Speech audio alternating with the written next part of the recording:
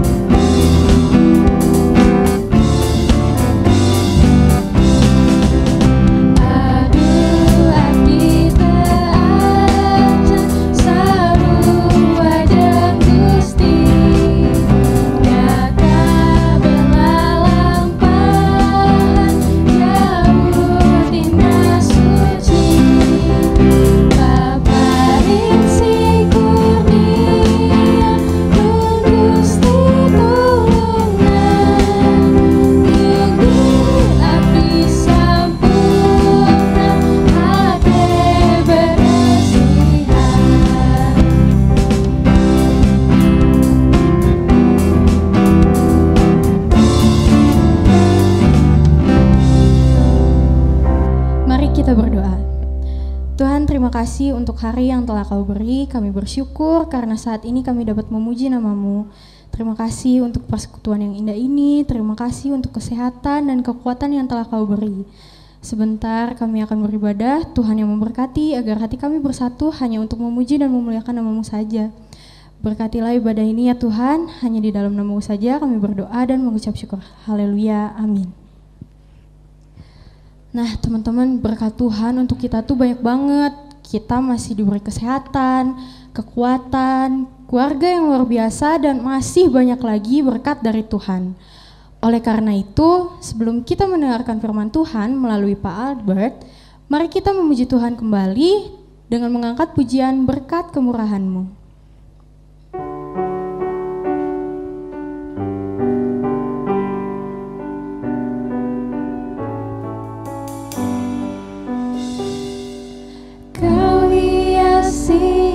Kehidupanku dengan kemurahan-Mu,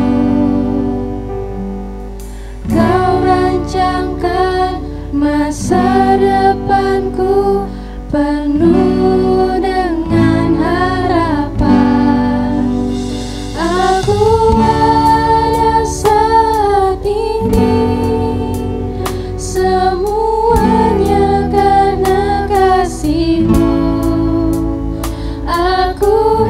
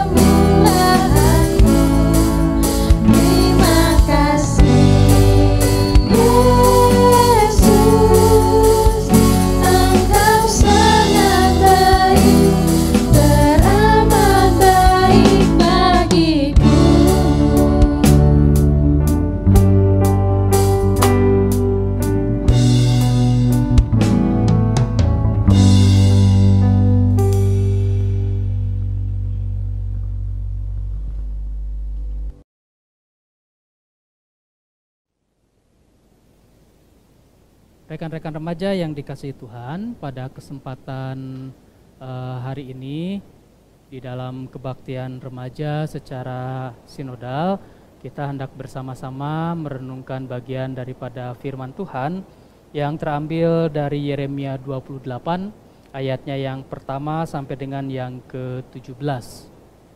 Yeremia 28 ayat pertama sampai dengan yang ke-17. Dan sebelum kita hendak membacanya, mari kita bersama-sama bersekutu atau bersatu di dalam doa. Mari kita berdoa.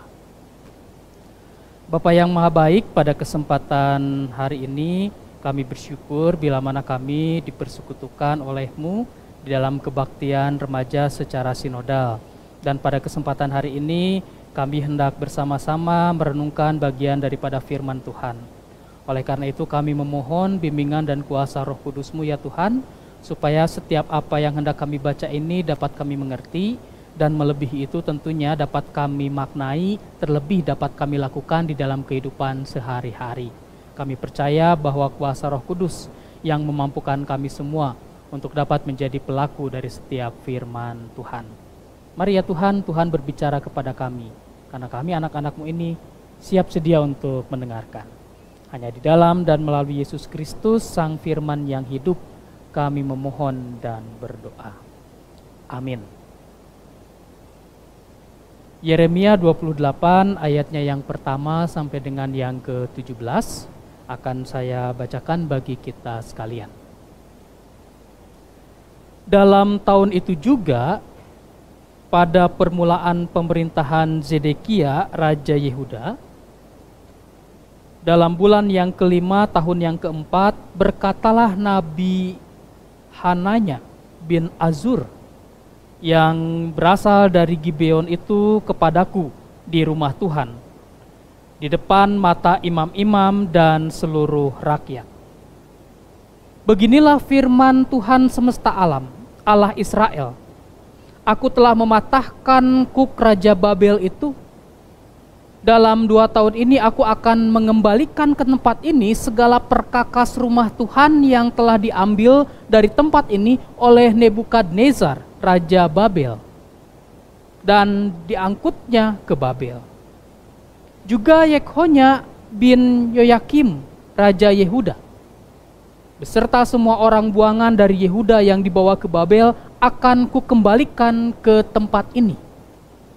Demikianlah firman Tuhan. Sungguh aku akan mematahkan kuk Raja Babel itu. Lalu berkatalah Nabi Yeremia kepada Nabi Hananya, di depan mata imam-imam dan di depan mata seluruh rakyat yang berdiri di rumah Tuhan itu. Kata Nabi Yeremia, amin. Moga-moga Tuhan berbuat demikian. Moga-moga Tuhan menepati perkataan-perkataan yang kau nubuatkan itu dengan dikembalikannya perkakas-perkakas rumah Tuhan dan semua orang buangan itu dari Babel ke tempat ini. Hanya dengarkanlah hendaknya perkataan yang akan kukatakan ke telingamu dan ke telinga seluruh rakyat ini. Nabi-nabi yang ada sebelum aku dan sebelum engkau dari dahulu kala telah bernubuat kepada banyak negeri dan terhadap kerajaan-kerajaan yang besar tentang perang dan malapetaka dan penyakit sampar.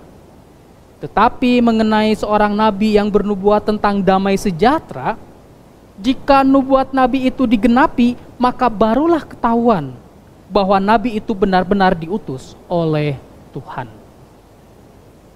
Kemudian Nabi Hananya mengambil gandar itu daripada tengkuk Nabi Yeremia, lalu mematahkannya. Berkatalah Hananya di depan mata seluruh rakyat itu, beginilah firman Tuhan, dalam 2 tahun ini begitu jugalah aku akan mematahkan kuk Nebukadnezar, Raja Babel itu, daripada tengkuk segala bangsa. Tetapi pergilah Nabi Yeremia dari sana. Maka sesudah Nabi Hananya mematahkan gandar daripada tengkuk Nabi Yeremia, datanglah firman Tuhan kepada Yeremia. Pergilah mengatakan kepada Hananya, beginilah firman Tuhan, engkau telah mematahkan gandar kayu, tetapi aku akan membuat gandar besi sebagai gantinya. Sebab beginilah firman Tuhan semesta alam, Allah Israel. Kuk besi akan kutaruh ke atas tengkuk segala bangsa ini, sehingga mereka takluk kepada Nebukadnezar, Raja Babel. Sungguh, mereka akan takluk kepadanya. Malahan binatang-binatang di padang telah kuserahkan kepadanya.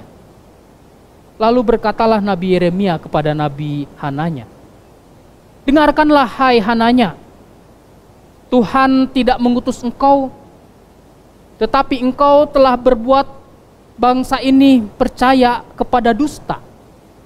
Sebab itu beginilah firman Tuhan, sesungguhnya aku menyuruh engkau pergi dari muka bumi.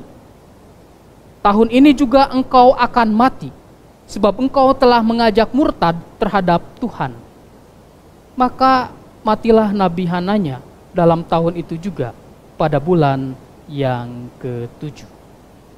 Sampai sedemikian jauh pembacaan kita saat ini, dan yang berbahagia ialah kita yang bukan hanya bersedia untuk membaca, tapi dapat mendengarkan, merenungkan, dan melakukan setiap firman dalam kehidupan sehari-hari. Rekan-rekan remaja yang dikasihi Tuhan, bagaimana kabarnya? Semoga kabar dari rekan-rekan remaja dalam keadaan baik dan sehat, walaupun ada di antara kita yang saat ini tentu saja masih melaksanakan kebaktian secara online atau secara daring.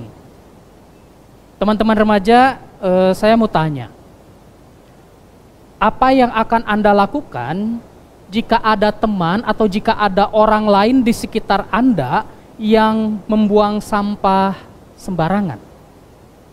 Misalkan Anda sedang berjalan-jalan di suatu tempat atau di taman dimanapun itu, lalu melihat orang yang tidak dikenal membuang tisu begitu saja dengan sembarangan, dan Anda melihatnya.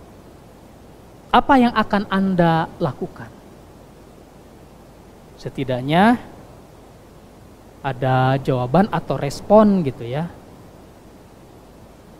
Misalkan membiarkan saja, tidak ngomong atau ngapain, biarin saja gitu ya. Membiarkan tapi mengambil tisu, lalu Anda yang membuang ke tempat sampah. Kalau tadi membiarkan sama sekali tidak ngomong, tidak ngapa-ngapain.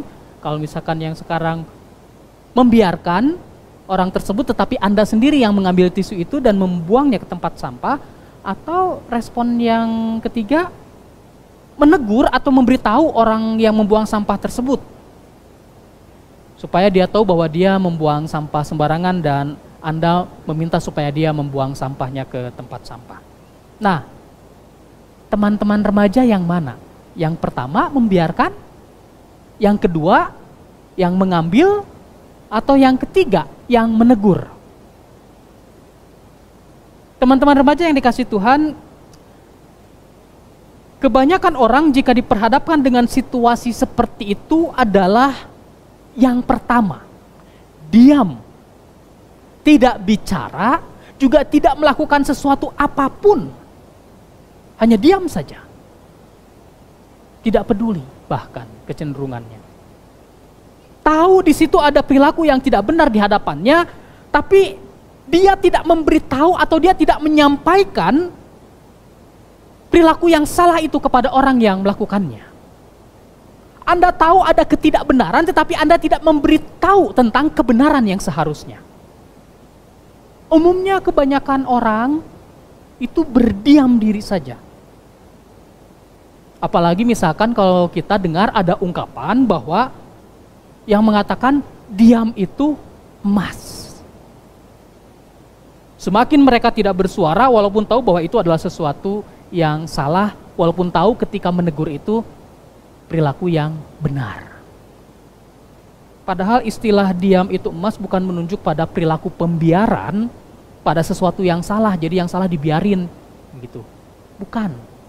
Tapi sikap diam itu emas merupakan sikap hidup bijaksana untuk tidak banyak bicara, apalagi mendominasi pembicaraan orang lain.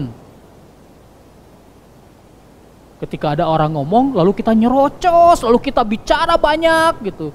Mendominasi dari semua pembicaraan. Nah, lebih baik diam. Maka dari itu diam itu emas. Karena itu sebetulnya kalau kita ada perilaku di mana ada orang yang melakukan sebuah kesalahan tetapi kita diam, diam itu bukan emas. Jadi tidak selamanya diam itu emas, apalagi ketika terjadi ketidakadilan, terjadi ketidakbenaran, terjadi ketidakjujuran dan lain sebagainya yang terjadi di sekitar kita. Diam itu bukan emas. Di situ kita justru harus berani untuk bersuara, bukan diam. Namun demikian, rekan-rekan remaja yang dikasihi Tuhan, kita juga perlu mengetahui kenapa orang tidak berani menyampaikan kebenaran atau hanya diam saja. Anda misalkan tahu bahwa dengan melakukan sesuatu yang benar itu sesuatu yang baik, tetapi kenapa diam? Kenapa tidak menyuarakan kebenaran itu? Setidaknya ada 3 hal yang saya ketahui. Kenapa orang tidak berani menyampaikan kebenaran? Yang pertama, karena dia menyadari bahwa dirinya juga tidak benar. Ngapain saya negur orang itu, toh saya juga suka buang sampah sembarangan. Jadi dia sebetulnya tahu diri memang. Sieun dibaliken, sok-sokan negur, kayak yang udah bener aja lu. Nah, kurang lebih seperti itu. Jadi ketika ada orang yang membuang sampah sembarangan, saya tidak menegur. Kenapa? Karena ya saya sadar kalau saya juga sebetulnya nggak benar. Itu yang pertama alasannya. Yang kedua, kenapa orang tidak berani menyuarakan atau menyampaikan kebenaran? Mungkin dia tidak mau terlibat masalah. Kalau nanti saya menegur, bisa-bisa nanti malah jadi masalah yang lebih besar. Jadi cekcok, mending kalau cekcok, kalau jadi berantem, bisa panjang urusannya sampai ke kantor polisi, jadi lebih baik cari aman saja. Itu bisa terjadi. Jadi tidak mau terlibat masalah. Padahal tahu bahwa yang dilakukan orang itu adalah salah. Dan kita tahu kalau kita menegur itu adalah benar. Alasannya dia tidak mau menegur adalah karena tidak mau terlibat masalah yang lebih panjang tentang hal tersebut. Itu yang kedua. Dan yang ketiga, kenapa orang tidak berani menyampaikan kebenaran? Dia tidak tahu makna kebenaran itu sendiri. Jangan-jangan apa yang saya sampaikan juga belum tentu benar. Jadi lebih baik diam saja. Mungkin dalam konteks untuk membuang sampah, ya, di tempat sampah itu baik. Ada orang yang membuang sampah dengan sembarangan, itu membuat dia, jangan-jangan itu sesuatu hal yang lumrah di sini, misalkan. Ya. Tapi kalau itu sih jelas. Pengertian tentang membuang sampah sembarangan itu sesuatu yang salah. Tetapi ketika hal-hal yang lain, berbicara tentang hal-hal yang lain, dia tidak tahu tentang makna dari kebenaran dari hal itu, ya pada akhirnya lebih baik diam saja, karena apa yang nanti saya utarakan juga belum tentu benar. Jadi makna tentang kebenarannya itu sendiri dia tidak tahu. Nah, teman-teman remaja yang dikasihi Tuhan, itu tadi 3 hal yang menurut saya menjadikan orang memang tidak mau atau sulit untuk dapat menyampaikan kebenaran. Saat ini kita belajar mengenai keberanian untuk menyampaikan kebenaran. Dasarnya adalah jelas dalam bacaan kita. Ya. Bacaan kita dari Yeremia 28 ayat 1 sampai dengan yang ke-17 tadi. Mari kita lihat bacaan kita ini. Semoga rekan-rekan remaja bisa mengetahui cerita dari yang tadi kita baca bersama. Dalam bacaan kita, Nabi Yeremia berhadapan dengan seseorang yang juga disebut nabi. Namanya Nabi Hananya. Pada saat itu bangsa Israel, ini cerita dulu. Pada saat itu bangsa Israel telah dikalahkan dalam peperangan oleh bangsa Babel. Lalu perkakas atau katakanlah barang-barang yang ada di bait Allah itu, di rumah Tuhan itu, dirampas dan dibawa ke Babel. Sudah pasti barang-barangnya bukan barang-barang yang biasa-biasa, tapi barang-barang yang berharga. Ya. Bahkan Raja Israel yang bernama Yekhonya dibawa menjadi tahanan perang ke Babel. Nah, pada suatu hari Hananya ngomong di bait Allah, di hadapan para imam-imam dan rakyat pada waktu itu. Hananya bicara kalau dia mendapat nubuatan atau semacam penerawangan akan masa depan di mana Tuhan telah berfirman kepadanya. Tuhan berkata bahwa Tuhan akan menghancurkan Nebukadnezar, Raja Babel, dalam waktu 2 tahun. Oleh karena itu barang-barang bait Allah yang sempat dirampas itu akan kembali lagi ke bait Allah. Kurang lebih itu inti pembicaraannya. Nah, mendengar perkataan itu Nabi Yeremia mengaminkan, amin, gitu ya. Moga-moga terjadi. Namun Yeremia mengingatkan bahwa dari sebelumnya nabi-nabi sudah menyampaikan bahwa bangsa Israel akan mendapatkan penghukuman. Jarang ada nabi yang menyampaikan bahwa bangsa Israel itu mendapatkan keselamatan pada waktu itu. Dan oleh karena itu Nabi Yeremia juga mengingatkan Hananya bahwa seorang nabi itu akan diketahui dia seorang nabi atau bukan dari hasil nubuatannya atau penerawangannya itu. Terlebih ketika menubuatkan tentang kebaikan bagi bangsa Israel. Bukan pada saat itu, tetapi pada saat nanti hasilnya apa? Dari situlah ketahuan dia itu nabi atau bukan. Nah, rekan-rekan remaja, Hananya tidak terima dengan perkataan Yeremia itu. Tidak terima. Dia kemudian mengambil gandar milik Yeremia yang terbuat dari kayu dan mematahkannya. Gandar adalah simbol ketundukan diri kepada Tuhan. Ya, terbuat dari kayu yang milik Yeremia dipatahkan. Dan gandar yang dipatahkan Hananya itu diibaratkan oleh Hananya sebagai apa? Sebagai Nebukadnezar yang nanti akan dikalahkan seperti itu pula lah, dia akan patah. Gitu. Yeremia pergi dari bait Allah ketika gandarnya dipatahkan. Setelah pergi lalu datanglah firman Tuhan kepada Yeremia yang mengatakan bahwa pergi kepada Hananya dan sampaikan bahwa engkau mematahkan gandar kayu. Tetapi aku, Tuhan maksudnya, akan membuat dari besi. Justru Tuhan akan menaklukkan bangsa Israel oleh Raja Nebukadnezar, Raja Babel itu. Itu firman Tuhan yang berbeda dengan nubuatan dari Hananya. Bukan sebaliknya.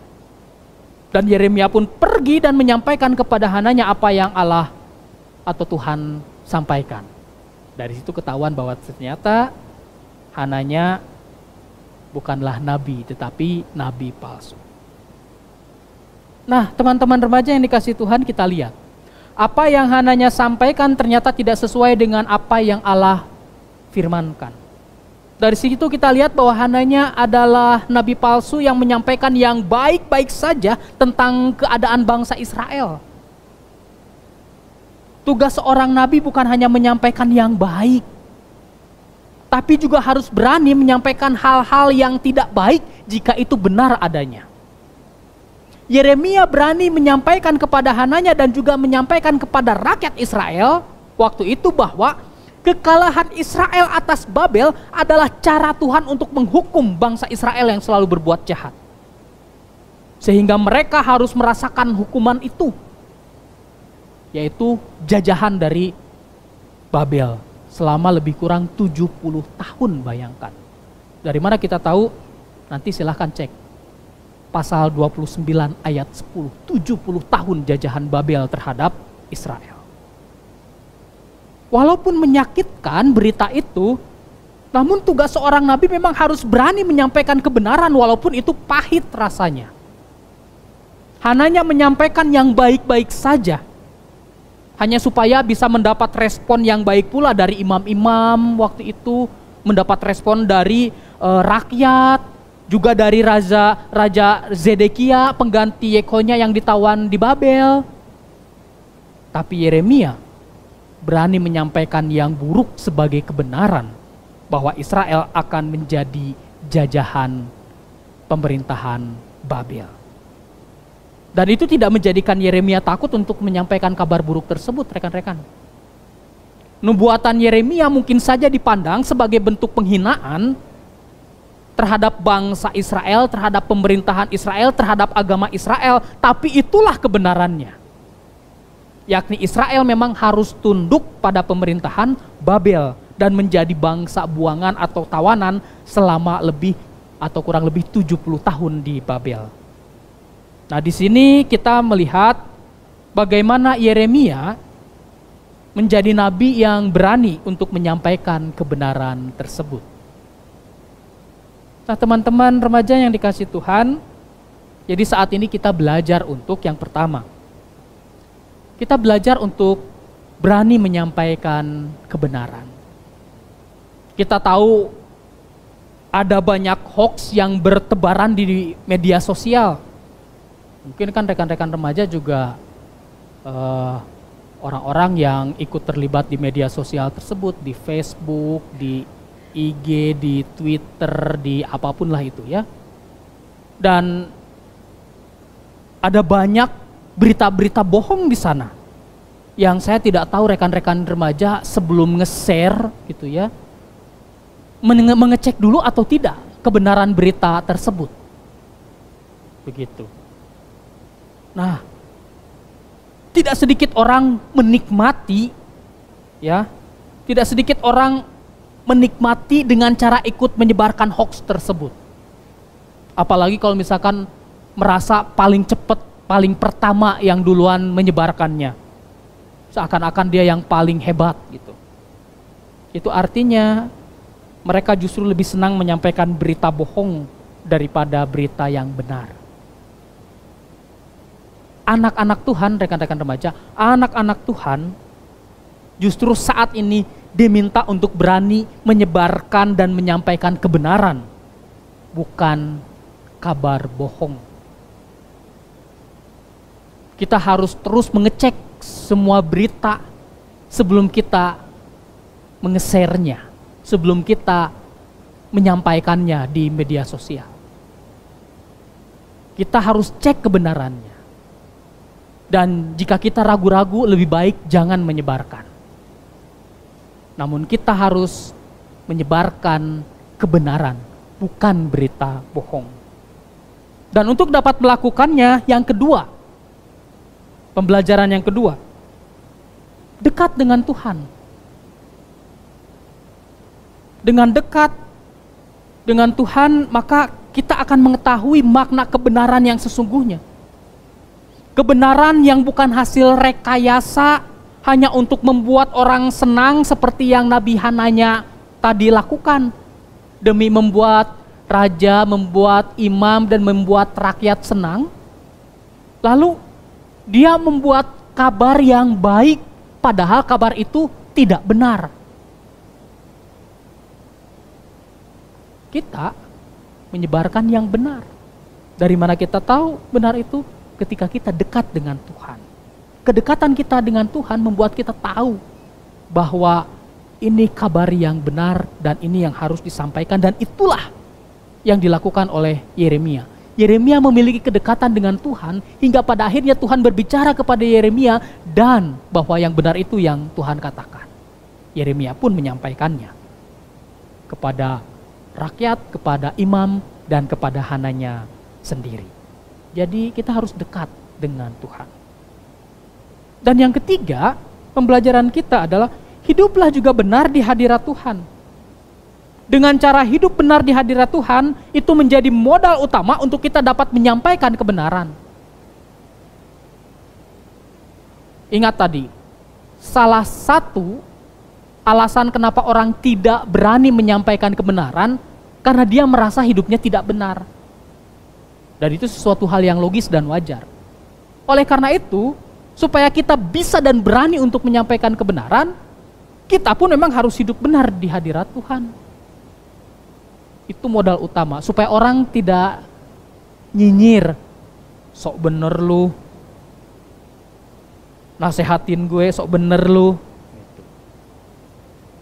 Tetapi justru dengan kita hidup benar di hadapan Tuhan, kita tidak ditakut-takuti dengan nyinyirnya teman-teman kita atau orang lain, karena memang kita sudah hidup benar di hadapan Tuhan.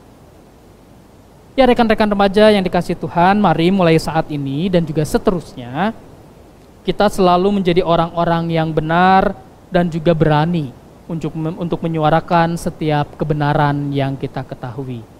Dengan demikian, kebenaran, keadilan, kejujuran itu yang menguasai hidup kita, bukan dikendalikan oleh kebohongan, ketidakjujuran, ketidakadilan, bahkan dimanipulasi untuk menjadi kebenaran yang lain.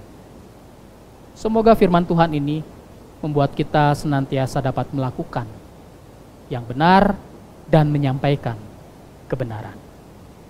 Amin.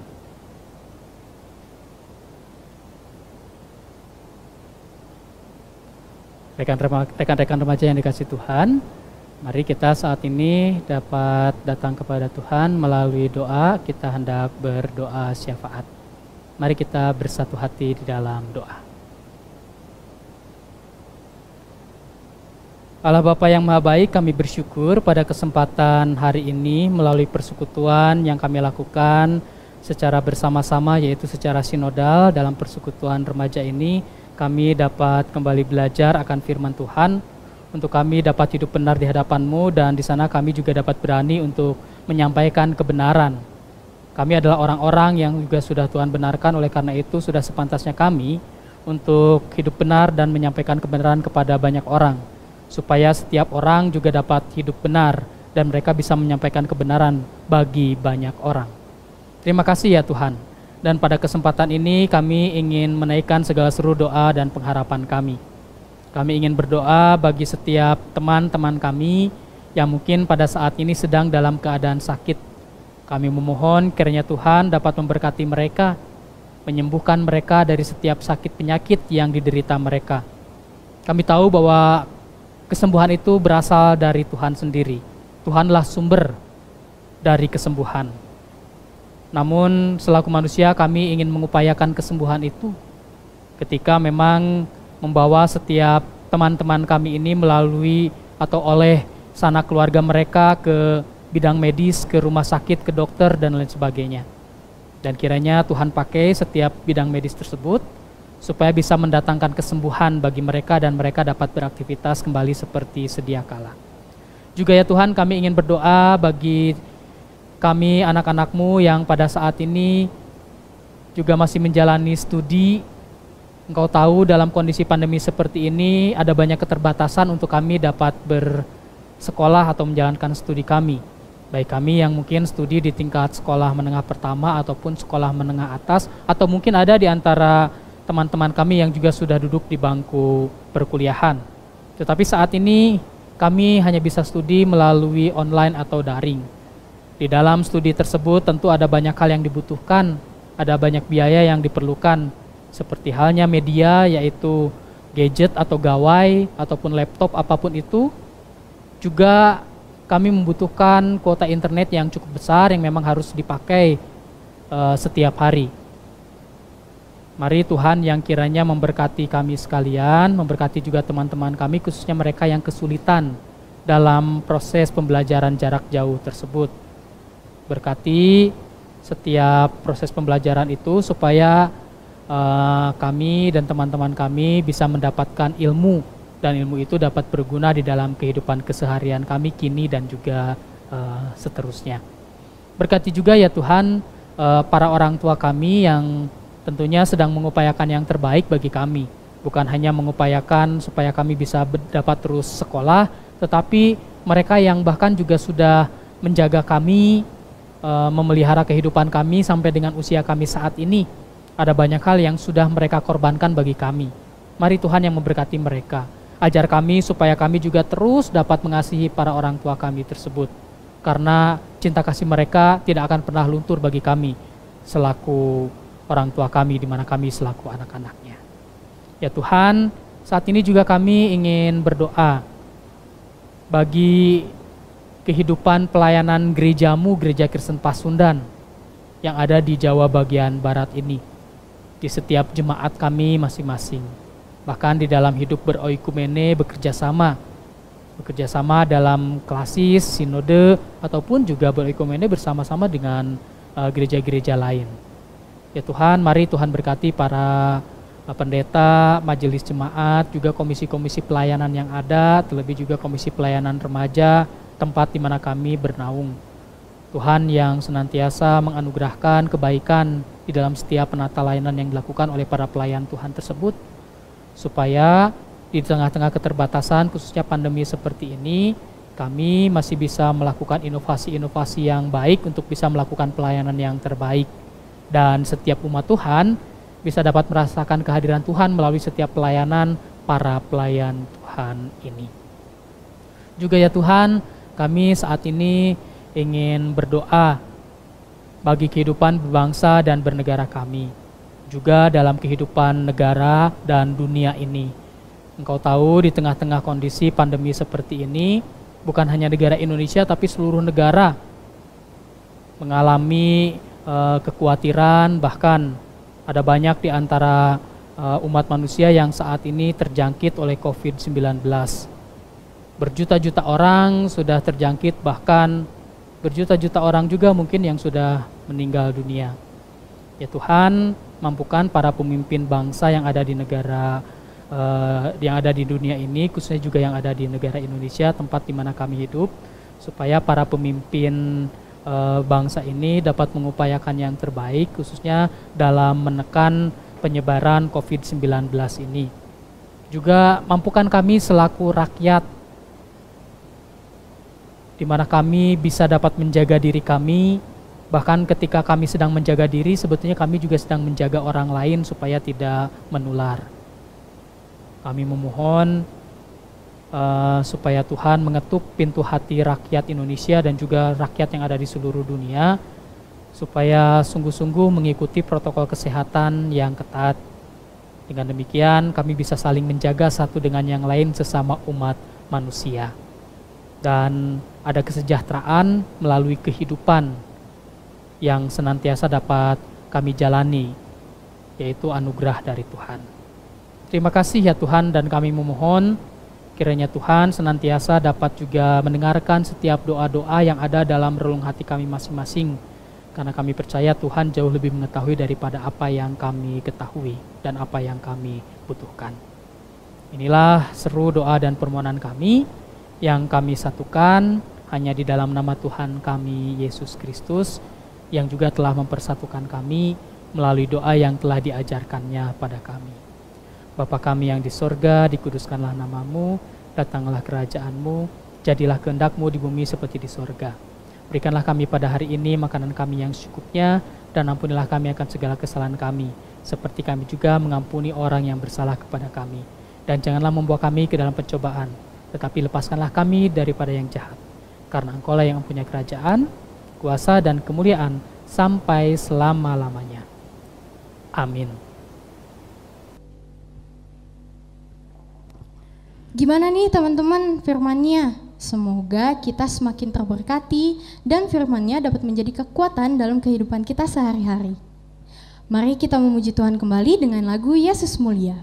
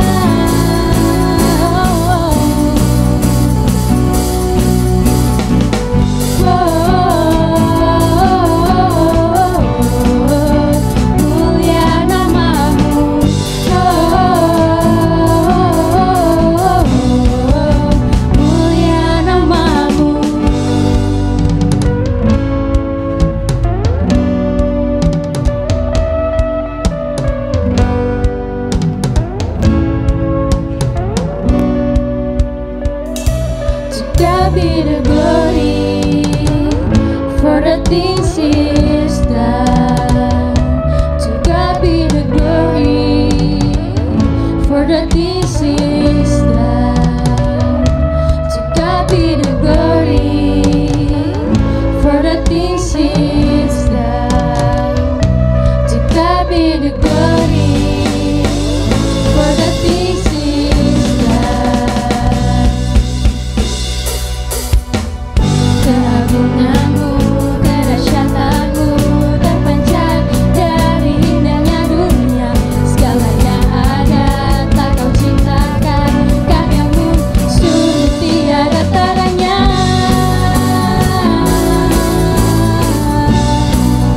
Sungguh tiada taranya.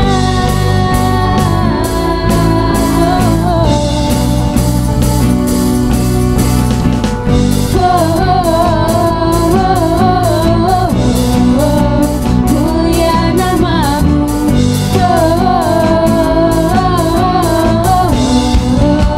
mulia namamu.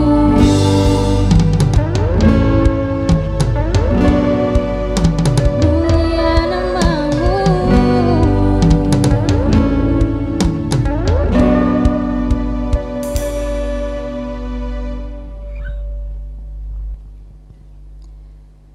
Teman-teman, sebelum kita mengakhiri ibadah hari ini, kita akan menerima berkat dari Tuhan melalui Pendeta Albert. Rekan-rekan remaja yang dikasihi Tuhan, mari saat ini di dalam segala kerendahan hati kita datang kepada Tuhan untuk memohon dan juga sekaligus menerima berkat dari Tuhan. Kasih karunia Tuhan Yesus Kristus dan kasih Allah di dalam persekutuan Roh Kudus menyertai saudara-saudara saat ini sampai selama-lamanya. Amin.